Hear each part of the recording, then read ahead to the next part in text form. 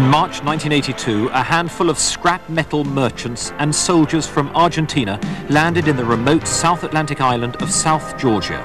Less than a month later, what had started as a diplomatic skirmish ended in open conflict when a full-scale Argentine force invaded the Falkland Islands.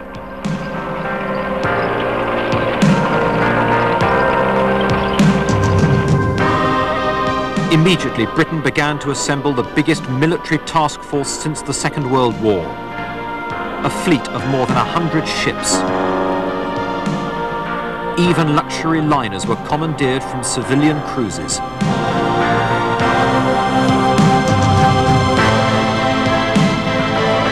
The mood was happy. No one really believed it would come to a fight.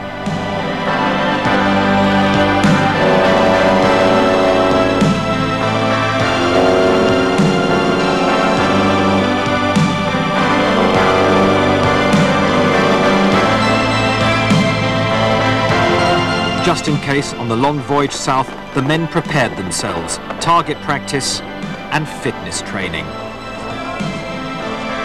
The Argentine leader, General Galtieri, had liberated the Malvinas after 150 years of British rule.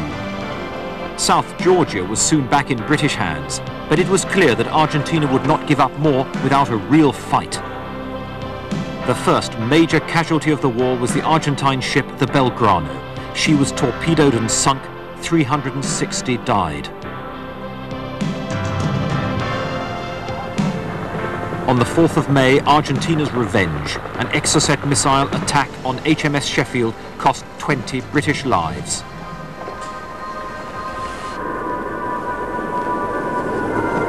The first main British landing on the islands was in San Carlos water on the 21st of May. Incredibly, they were given 9 precious hours to establish a bridgehead before the first Argentine airstrike. The stretch of water became known as Bomb Alley.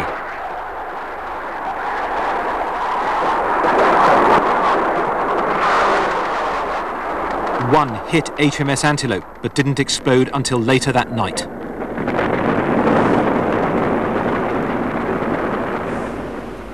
Just over a week later, the parachute regiment took Goose Green. The young Argentine conscripts looked relieved it was all over. Colonel H. Jones of the Paras was killed in fierce hand-to-hand fighting. He was awarded a posthumous V.C. The Falklands were the first wartime test for the Harriers. Heavily outnumbered, they flew more than 1,000 missions. The Argentine air attack on Bluff Cove took everyone by surprise. HMS Sir Galahad suffered a direct hit. Troops and crew jumped for their lives. Royal Naval's Sea King and Wessex helicopter pilots flew completely blind into the dense smoke. The survivors scrambled ashore in lifeboats, some severely injured. 50 died that day.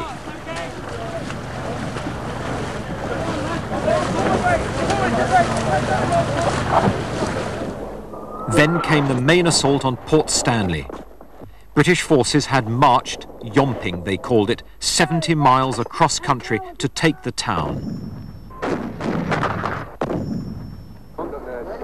The news spread across the islands that the town had fallen. There is the white flag flying over Stanley. Very marvellous. General Jeremy Moore, commander of the British Land Forces, apologised to the islanders for taking so long to come. Formal surrender was on the 14th of June. It had cost 255 British lives, 777 Argentine lives. But the homecoming would never be forgotten.